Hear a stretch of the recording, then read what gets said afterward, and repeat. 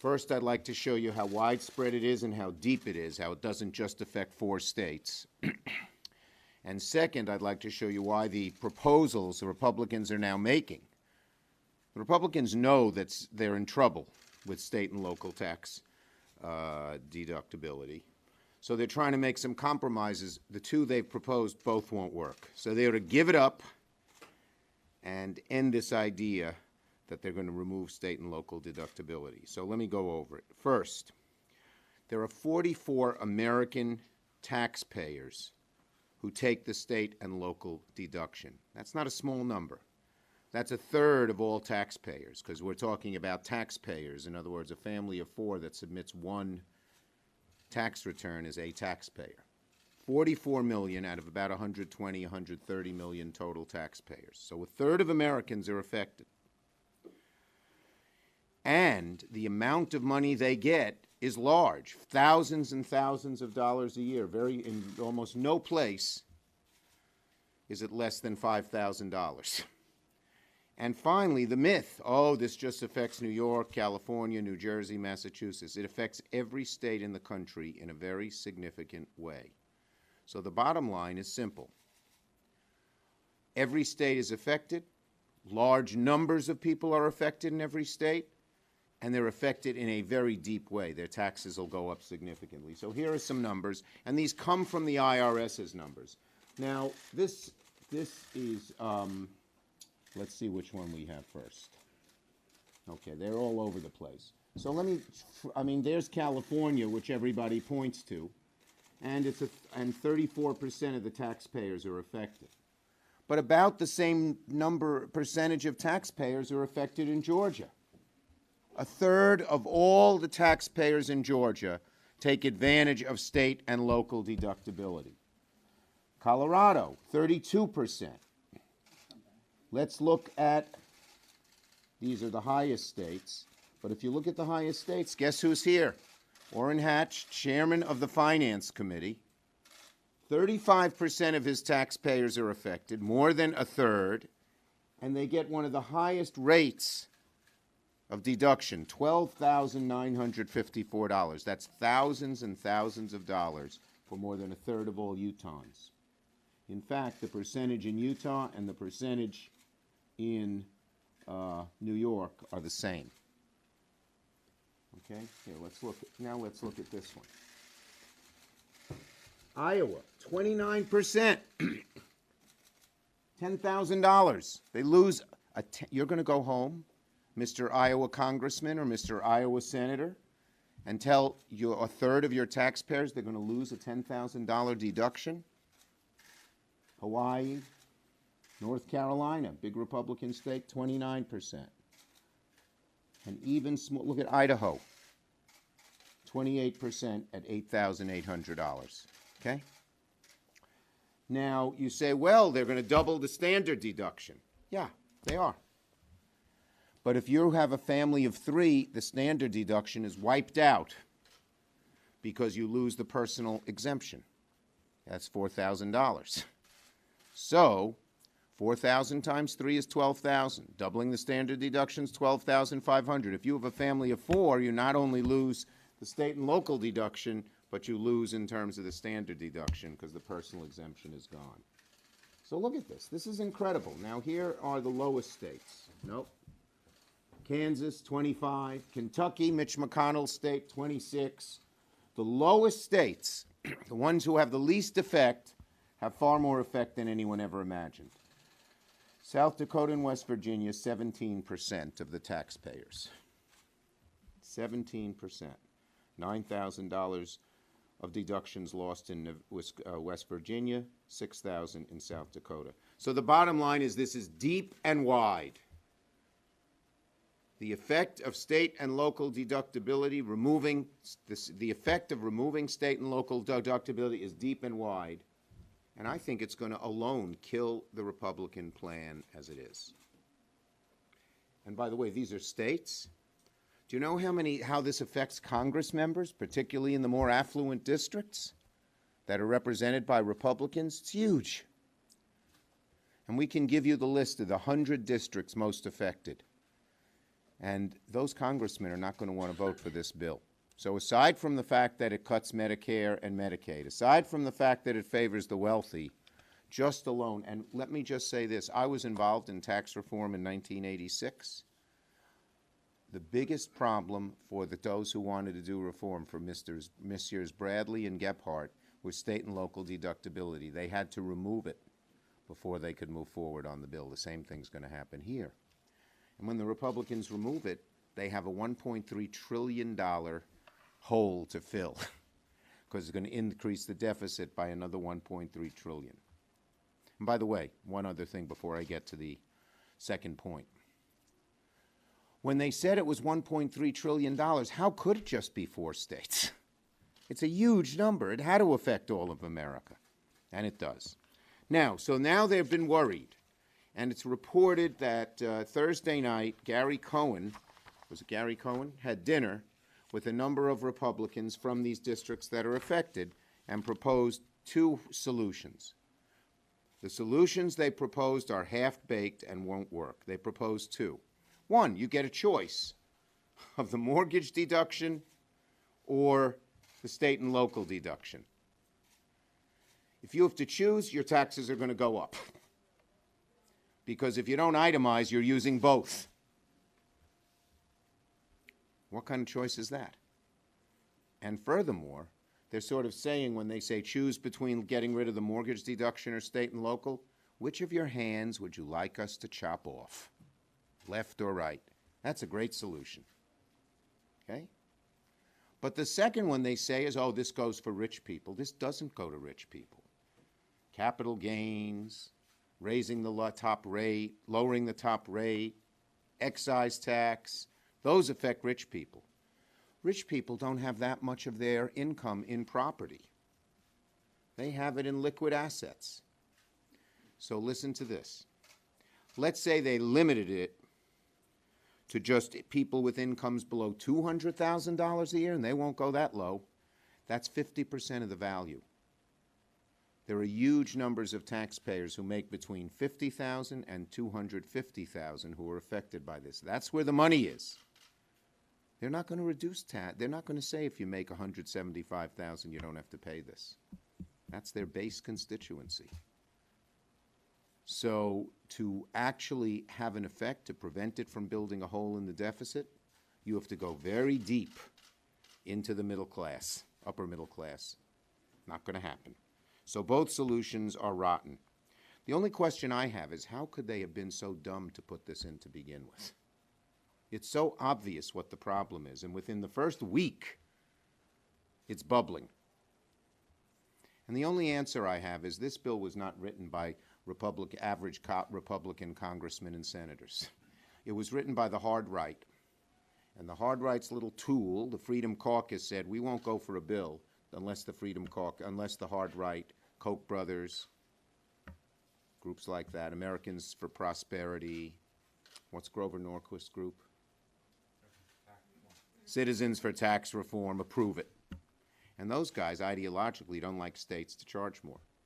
By the way, this idea that Alabama's subsidizing New York gives far more money into the federal government than Alabama. We're a donor state. They're a donee state, so that's bunk too. So, my plea to my Republican colleagues, we want to work with you on tax reform, on a rational bill that helps the middle class, doesn't give tax breaks for the wealthy, and doesn't blow a hole in our deficit.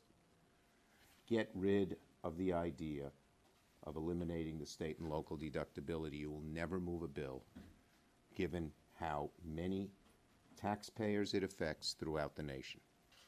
Ready for your questions, first on this subject, then on others. Yes? Would your position be different if it was something like President Obama's proposal? No, no. I was against his haircut. I don't think you mess with state and local deductibility, period. Yes? Does passing the Republican budget resolution today make your job more difficult in the Senate since they can try to get just 50 votes and exclude all the Democrats, including... Well, I think they're going to have first they're going to have some trouble getting even the 50 votes. You've heard some of the comments by certain senators. And they may get them on the budget, although every Republican who votes for that budget is voting to cut Medicare $450 billion. I wouldn't want to take that home. They're going to vote to cut Medicaid $1 trillion. I wouldn't want to take that home. Also, they can help a handful of very rich people. So I think that they're in big trouble. They may be able to get a budget through. I don't know what the numbers were today, but I'll tell you this. If I were a House candidate running against Republican congressmen, I'd salivate at the fact that they voted for this. Salivate. Cutting Medicare and Medicaid to help the wealthy get a tax break? I wouldn't do that if I were them, and I wouldn't do it here if I were Republican senators. Other questions on this subject, then we'll go to others. Okay. Yes. I want to bump stocks. Mm-hmm. Ready? Yeah. NRA just came out and said, hey, ATF, look at this, you should be able to handle this by yourself. Do you worry that this could be kind of a smokescreen for Republicans and for the NRA? Look, we Democrats, I think getting rid of bump stocks makes sense, and I think anyone who thinks that solves the problem is crazy.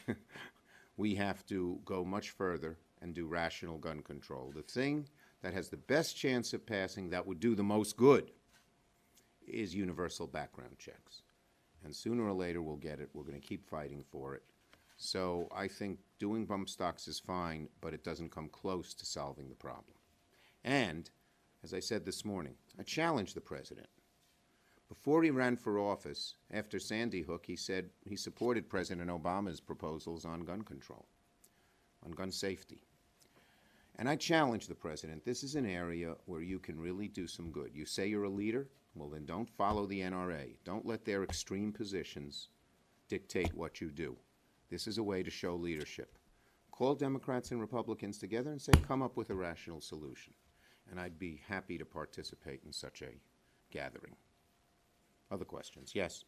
Mr. Leader, I'm wondering if you can tell us about offsets for the disaster relief package. There's talk in the House of Republican leaders, including Chairman Mark Walker of the RNC, that he's going to insist on offsets for disaster relief. Where do Senate Democrats stand? We have never been for offsets for disaster relief. We haven't asked for them when they affect Democratic areas. We haven't asked for them when they affect Republican areas. We believe that it's a grand tradition of America that when one area has trouble, the rest of America pulls together and helps them out, because every one of us knows our area could be in trouble next. I've heard some of the offsets are really unpalatable as well. I don't know what they are, but Leader Pelosi mentioned that to me yesterday. Any others? Okay. Yes. One more back to state and local. Oh, I love this issue. I know you said it's just kind of a non-starter, but are Well, it's not a non-starter. It's going to be a non-starter for Republicans. Even if they do reconciliation, they're not going to. It's going to force enough votes that they can't pass it. if they come up in all these discussions that Chairman Brady says they're having with something to appease their own lawmakers, would Democrats be willing to talk about that? On state and local, there's no real solution unless you dig deep down into the middle class, because that's where the money is in this deductibility. So I don't think they can come up with a solution. Yes. Tom Reed floated the idea of turning the deduction into a credit. Would that be something? Again, same problem. When so much of the money goes to people making 100, 125, 150, 175,000, who is often the base in these Republican districts, it just doesn't work. You know, it's like saying, okay, constituent, do you mind, will you accept it if I chop 2 instead of 5 of your fingers off? That's not quite an appealing message. Yes. In regard to the budget resolution, how do you feel about Republicans' plans to cut funding for Department of Transportation and other agencies? Makes no sense. The president says he wants infrastructure with the one hand, and on the other, his budget slashes programs in the transportation budget, and it just doesn't add up. And recently he's told, and I was glad to hear that he said this, recently he's told a number of congressmen and senators, Democrats and Republicans, that he realizes that public-private partnerships don't work. He told me on the phone just last week. He said, I realize they don't work. There was a state, I won't tell you which, that tried this and it failed. The governor told me. I said, oh, do you mean Indiana? And Governor Pence told you? And he said, yes. Yes. Senator, one more on state and local. I take it you're also opposed to an income cap or a phase out at a high level so only the wealthiest people no longer are able to use it? It's not going to serve their purposes because the amount of deficit the amount of people it will hurt will be huge. If you just say over 500,000, my guess is 90% of the people wouldn't be covered. There aren't that many people who make over $1 million. It's the people making 100, 150. In New York, you know, a cop and a teacher living together will make 150, 175. And can you address the Republicans saying that their plan is aimed at middle-class tax relief? Contradiction to some of the studies we've seen, but we don't know the amount of the child tax credit. Well, let me just say this. I've never heard such a fraudulent statement. It is impossible to have this be a tax package that's aimed at the middle class, where the bulk of the benefit goes to the middle class, given their structure. They have to change the structure. And here's what I think. They're ashamed of this. They know how unpopular it is. They have to go along with their hard-right taskmasters who are just salivating for a tax cut, these multi-billionaires who just want even more money. But if they were to get up and argue, hey, we believe in trickle-down. We believe if you give tax breaks for the wealthy and for big corporations, it'll create more jobs, then they'd be honest about it. But they're not. They can't do that because they know how unpopular it is, just like health care. And just as health care was ultimately brought down because what was in it was unpopular with the American people, I believe their tax reform bill will be brought down, but the same reason. The more Americans find out about this plan, the less they're going to like it. Okay? Thank you very much, everybody. Thank you.